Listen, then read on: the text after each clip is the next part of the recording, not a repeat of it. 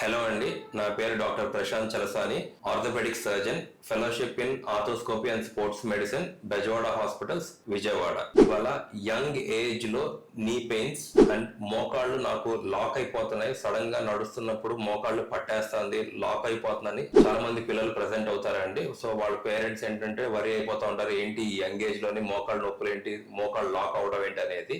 So మనకి ఒక proper clinical examination and MRI evidence తో వాళ్ళని చూసినప్పుడు ఏంటంటే వాళ్ళకి తొడెముక కాలెముక మధ్యలో ఉన్న వాషర్ మెనిస్కస్ అనేది ఉన్నదానికన్నా ఎక్స్ట్రాగా డెవలప్ అయి ఉంటుంది. సో ఉన్న మోతాదు కన్నా ఈ ఎక్కువ వాషర్ ఉండడం అనే కండిషన్ ని మనం డిస్కాయిడ్ మెనిస్కస్ అంటాం. జనరల్ గా ఈ వాషర్ అనేది ఒక C shape, half moon shape లో ఉంటుందండి. సో ఎప్పుడైతే మనకి బై బర్త్ ఉండాల్సిన వాషర్ కన్నా ఎక్కువ ఉన్నప్పుడు ఏంటంటే ఆ ఎక్కువ ఉన్న వాషర్ ఈ లోపల ఉన్న మోకాల్ నాచ్ లోకి లాక్ అవడం వల్ల మనకి లాకింగ్ ఎపిసోడ్స్ అనేది ఫ్రీక్వెంట్ గా చూస్తాం. సో ఎప్పుడైతే కొంచెం టీనేజ్ లో ఎక్కువ స్పోర్ట్స్ రన్నింగ్ ఇవి చేస్తా ఉంటారో ఆ టైంలో వాళ్ళకి ఆ కంప్లైంట్స్ అనేది బయటపడడం జరుగుతుంది. సో ఇనిషియల్ గా ఏంటంటే ఆ వాషర్ లాక్ అవడం వల్ల లాకింగ్ అనేది చూస్తామండి. ఎక్కువ ఎపిసోడ్స్ ఆఫ్ లాకింగ్ వెళ్లే కొద్దీ అది లోపల తొడెముక కాలెముక మధ్యలో క్రష్ అవడం వల్ల టేర్స్ ఏర్పడడం జరుగుతుంది. ఎప్పుడైతే ఈ టేర్స్ అనేవి రావడం జరుగుతుందో ఈ లాకింగ్ తో పాటు